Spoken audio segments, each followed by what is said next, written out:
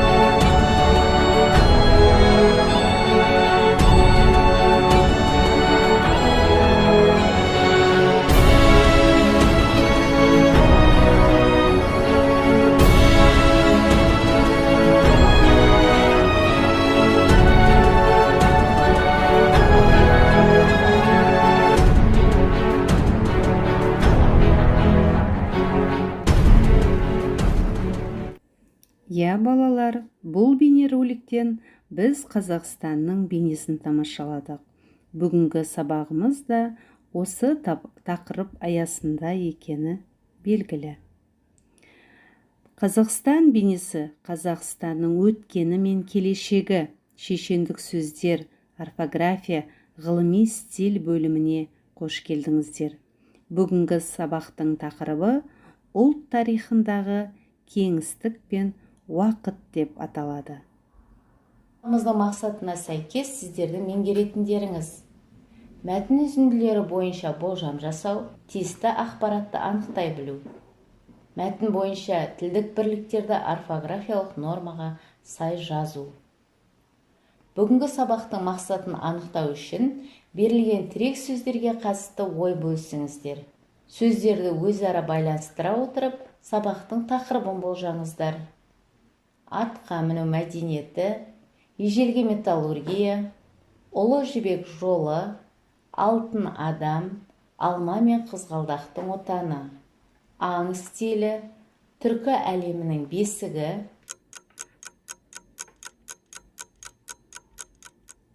Оқушылар, олай болса бүгінгі сабағымыздың тақырыбы ұлт тарихындағы кеңістік пен уақыт деп аталады.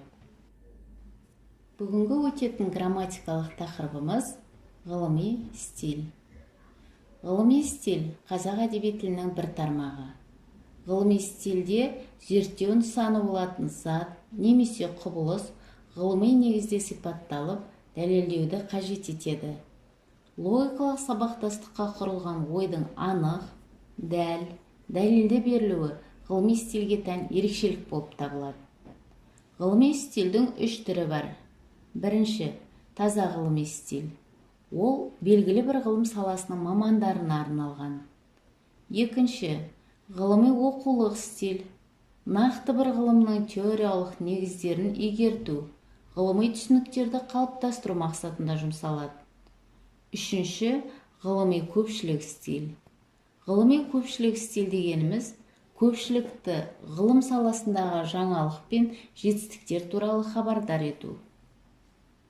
Ғылыми стильдің жанрлық түрлеріне монография, энциклопедия, диссертация, анықтамалық сөздік, оқулық, ғылыми есеп, мақала, реферат, баяндама, тезис, рецензия, тағы басқалар жатады.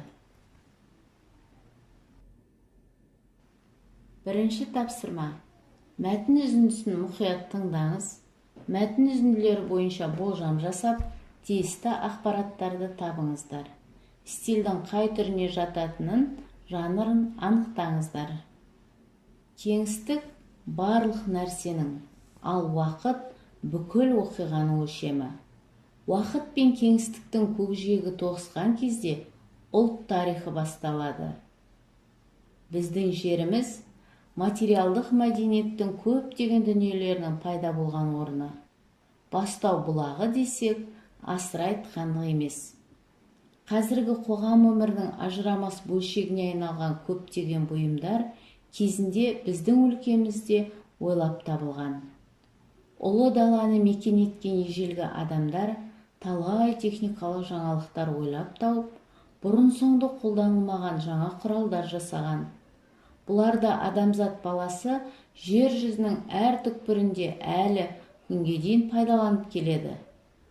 Көне жылнамалар бүгінгі қазақтардың арғы бабалары ұлан-ғайыр Еуразия құрлығындағы саяси және экономикалық тарихтың беталысын талай рет түбегейлі өзгерткені туралы сыр шертеді. Оқушылар, әрі қарай не болады деп ойлайсыздар?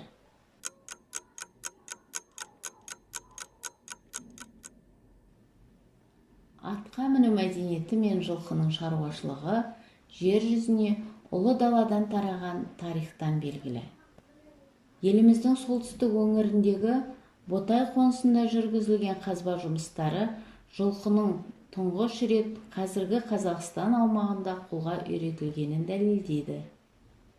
Жылқыны қолға үйрету арқылы біздің бабаларымыз өз дәуірінде адам айтқысыз үстемдікке ие болды.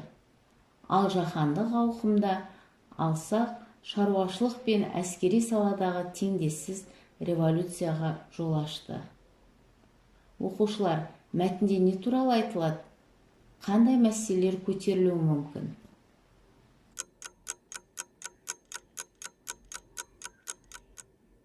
Кәне оқушылар, мәтінді ары қарай тыңдап көрейік. Жылқының қолға үйретілуі атқа міну мәдениетінің де негізін қалады. Бес қаруын асынған салтатты сарбаз, айбарлы көшпенділер империялары тарих сахнасына шыққан дәуірдің символына айналды. Ту ұстаған салтатты жауынгерлердің бейнесі батырлар заманының ең танымал эмблемасы. Сонымен қатар, атты әскердің пайда болуына байланысты қалыптасқан көшпенділер әлемі мәдени кодының айрықша элементі. Сіздің ойыңызша автор не айтқысы келді?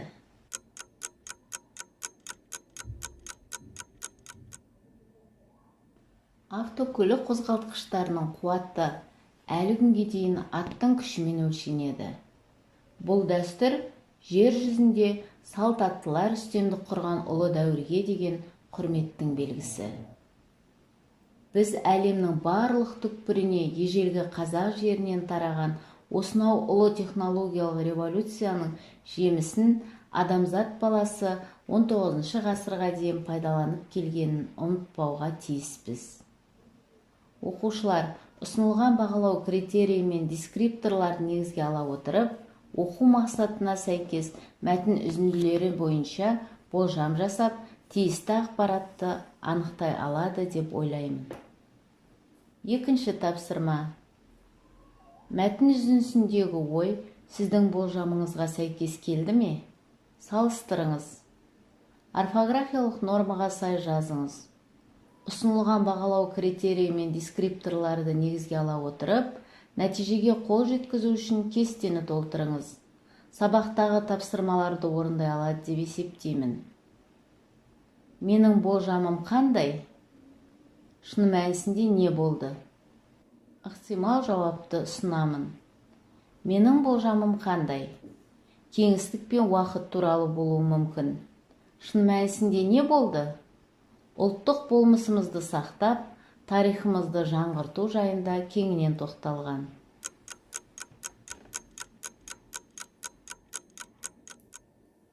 Келесі тапсырмамыз өзіндік жұмыс. Грамматикалық материалда берілген теориялық мәліметтерге сүйеніп, кестені толтырыңыздар. Ғылыми стильдің түрі, ғылыми стильдің мақсаты, ғылыми стильдің жанрлық түрі. Сабақ барысында орындалған тапсырмаларды басшылыққа ала отырып, сіздер өзіндік жұмысты еш кедергісіз орындайды деп сенемін. Сәттілік тілеймін.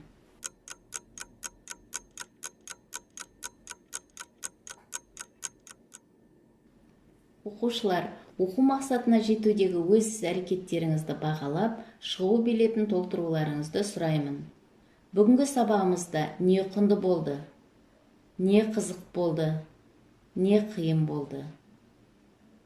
Қиындық тудырған тапсырмалармен ары қарай жұмыстанады деп үміттенемін.